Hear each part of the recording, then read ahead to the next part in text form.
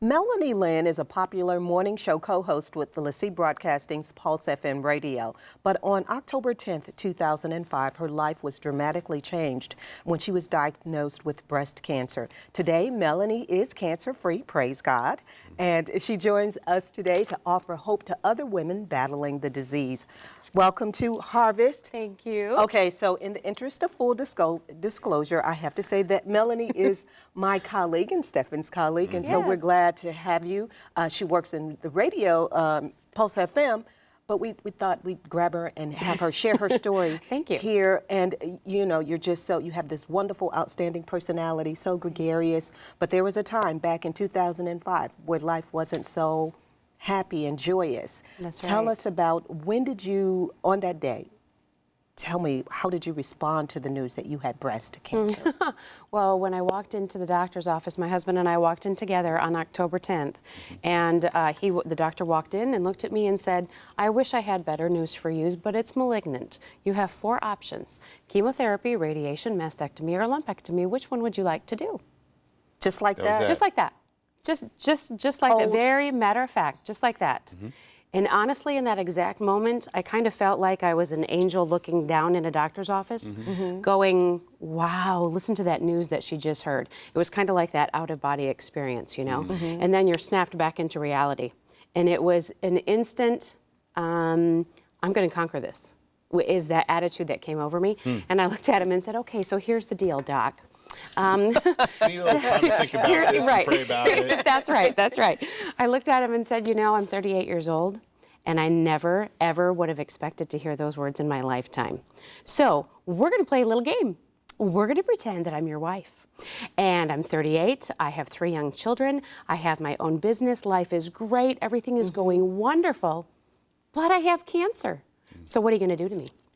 Good point. Good for you. I didn't know what else to do. I mean, it was like in that split moment, you're going, okay, God, I need words right now. I don't know what to do. I've just heard this major news. How do you proceed from here? And that's what he gave me. Let's just play this game, see what the doctor can share with me. And so we just started that conversation of trying to figure out what to do, what steps to take next. And 2 days later, we had the lump removed. They removed 12 lymph nodes, and we were faced with a stage 2B breast cancer diagnosis. Okay, so how many stages of breast cancer? There's 4 stages, ranging from, well, you can range from stage 0 to stage 4.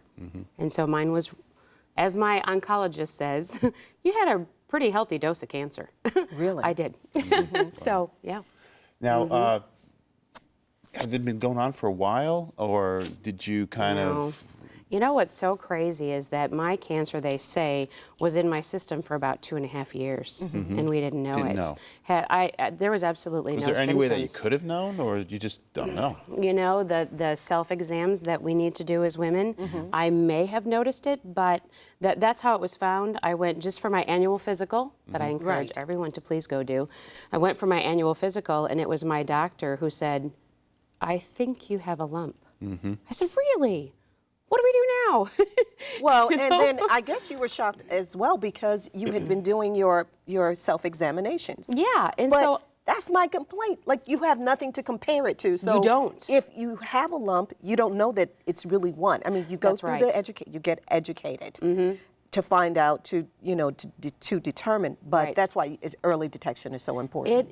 Early detection is the key. And I'm so thankful, you know, that I always tell my doctor every time I see her, it's been 7 years now, I say, I'm so thankful that you had sensitive fingers, because she said, I want you to see if you can feel it. I said, I can't. I don't know.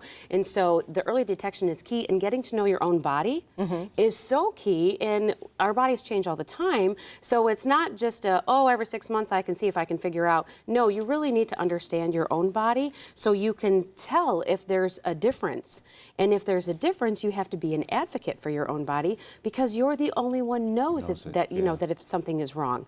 So you really have to speak up on your own behalf. Well, my maternal grandmother passed away from cancer, breast cancer. So I would actually have to ask the doctor to give me that first mammogram. Oh, no, you're too young. You can come back and you can start the annual. But it's important that you take charge of your own health. That's that right. you go out and say, this is what I want to happen. Now you go through the treatments. What were some of the side effects of the chemotherapy and radiation? Right. Yeah, I ended up, my original dosage was going to be 8 different chemo treatments is what I was supposed to have.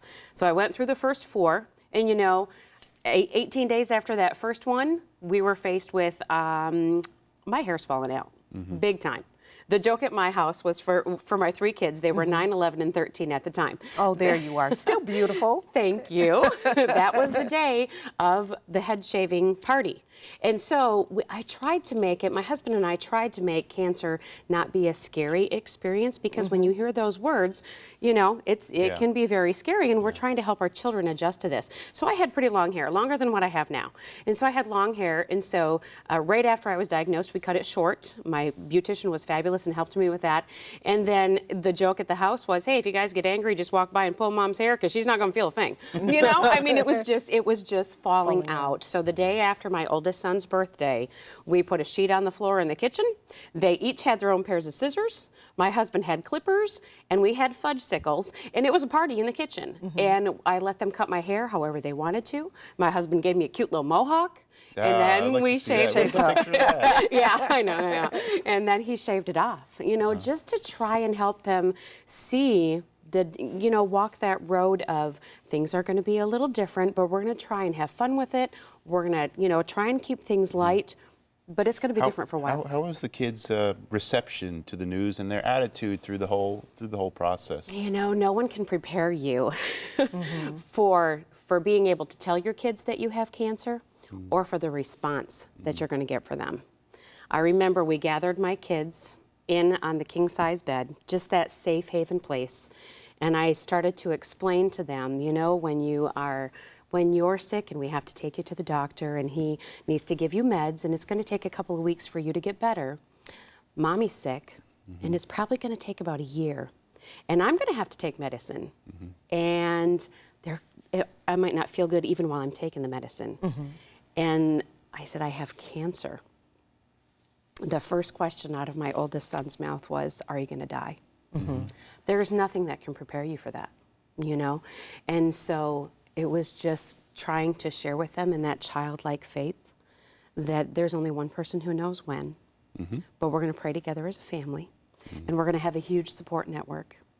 And we're going to pray that the journey that we're walking right now, all of us as a family, is going to be a journey that we're going to be able to share with other people, and we're going to be able to give them hope and give them encouragement, and we're going to walk this year out. Okay, I want to talk about the Pulse FM's One Beautiful Day, but in just a moment. But tell me about the day you found out you were cancer-free.